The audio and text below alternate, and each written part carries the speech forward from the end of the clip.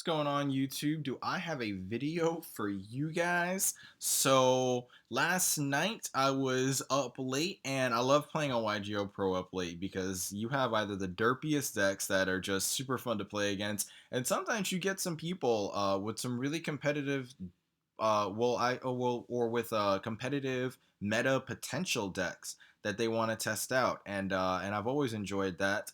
And last night I got really lucky. I got to meet a guy who was playtesting some Wind Witch Majespectors, and what I really liked about just giving some context before we start these games, is that I really like the way that Wind Witches flowed with Majespectors. Of course, being spellcaster, wind attribute monsters. They flowed really well with the archetype. They allowed the undefeated to utilize effects like Majespector Pegasus. And of course, this field spell actually was great for him in terms of being able to go back and forth from Wind Witch effects to Majespector style of playing.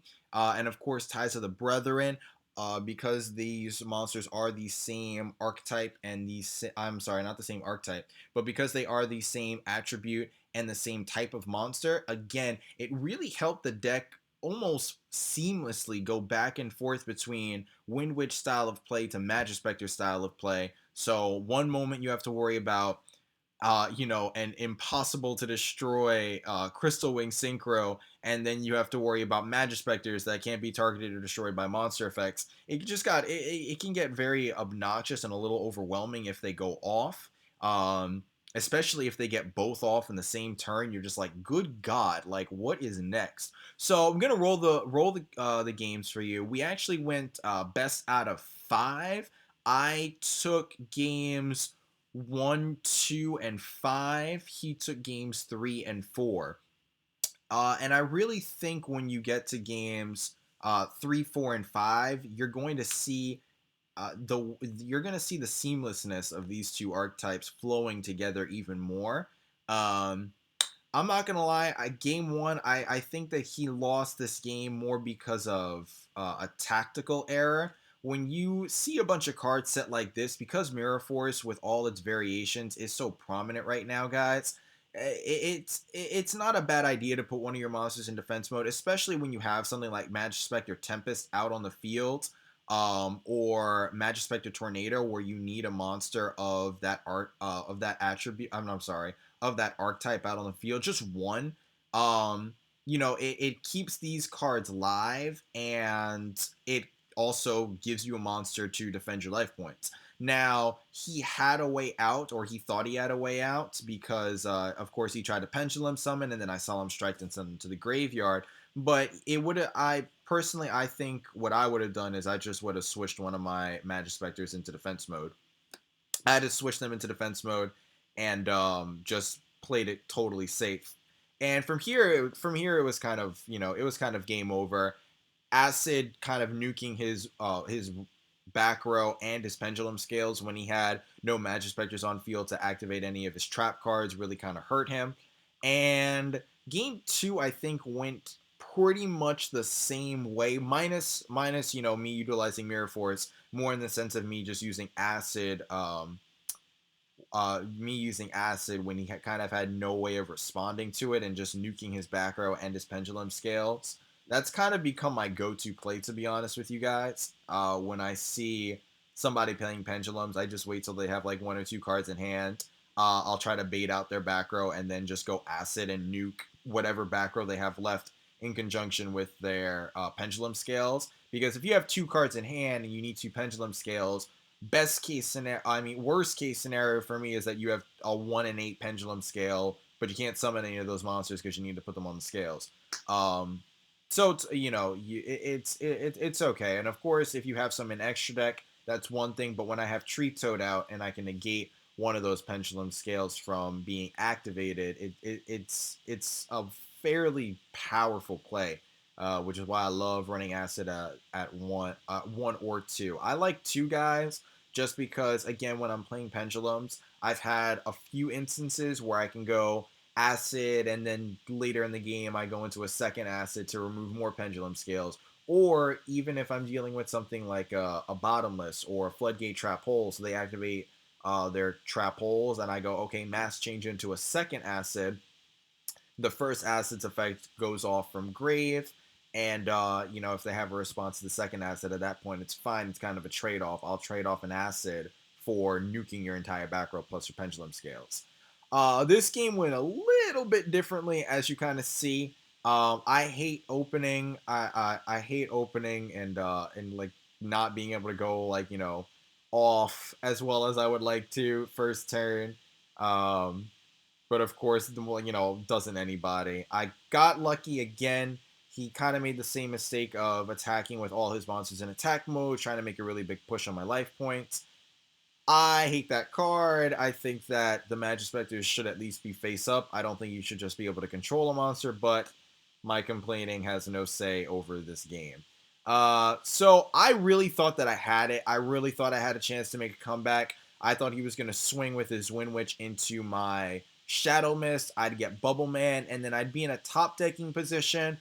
But at least I'd be able to make plays. But then he just went into Ties of Brethren, and I was just like, you know what? I'm not coming back. I'm not coming back from what's about to ensue. So I scooped game three, maybe prematurely, but again, with the feel that he was about to put on board, I doubted that I was going to be able to get over it. Game four, I just opened up bad. I am actually running Starlight Road. I run it at 3 for consistency. I only run one Stardust, but I run the Starlight Road at 3 for consistency, opening up with it first turn. I like it because people are running Raigeki and most people are running Twin Twisters at either 2 or 3. Between the 1 Raigeki and then the 3 Twin Twisters, Starlight Road is very seldomly a dead card for me.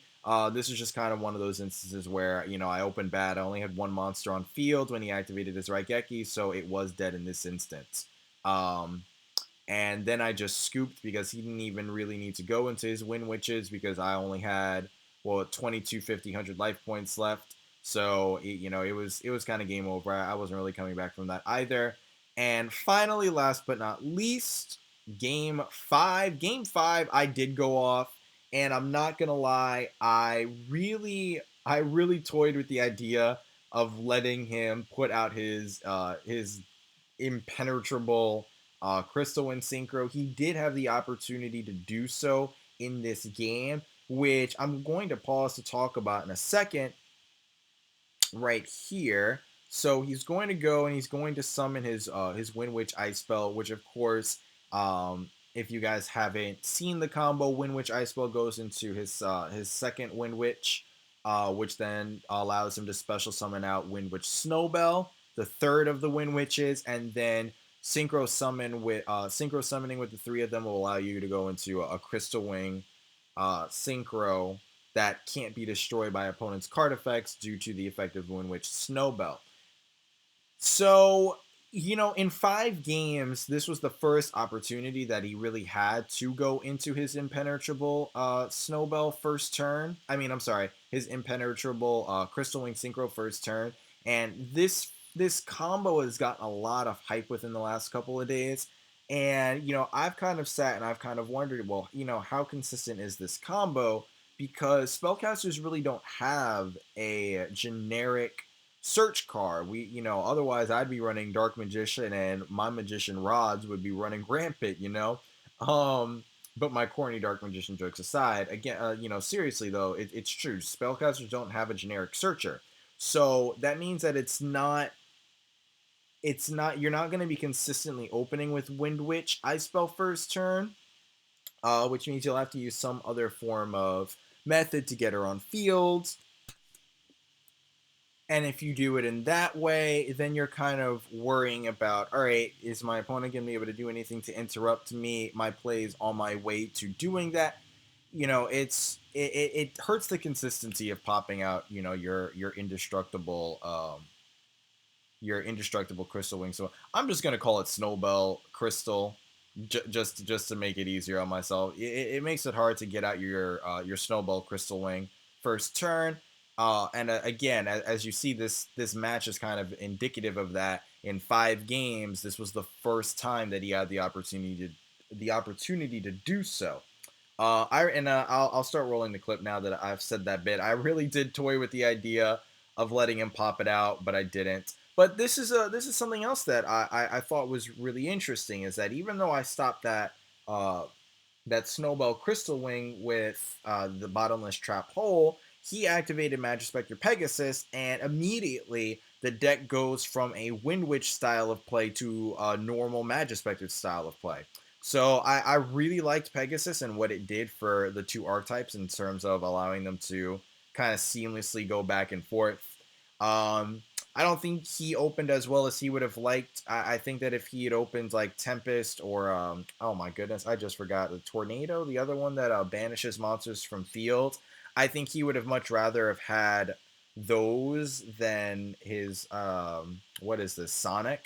I think I would have much rather him done that than Sonic because it would have disrupted basically what is about to happen next. Is I'm just about to put a bunch of monsters on board and swing for game. So that's it, guys. That was the match. Heroes took it 3-2.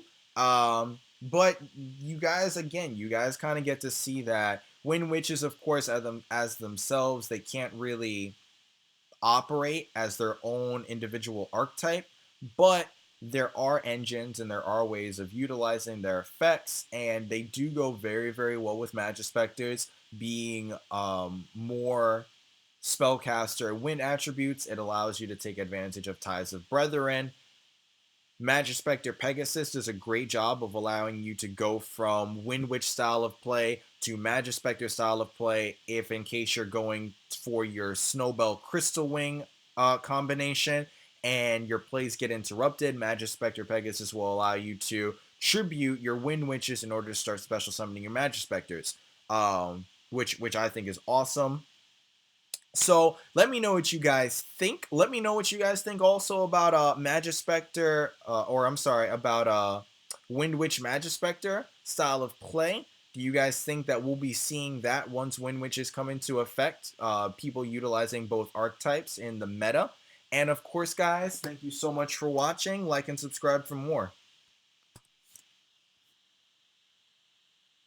Hey, what's up, YouTube? All that talk about spellcasters got me thinking about this guy. We have one more. We've got one more. He will be up for a little over 2 weeks now. But just wanted to let you guys know we do have a Nirvana High Paladin up for sale on our eBay account. I will leave a link for this card in the description below, along with, of course, a link to our other individual cards that we have up for sale. Go check them out. If you're looking for more spellcasters, we, of course, have tons of Magician Rods and Magician of Dark Illusions available for you guys as well. So please go give our link a look. We really appreciate it. And of course, on a more personal note, I appreciate all the support of you guys. Please like and subscribe for more. And as always, thank you so much for watching.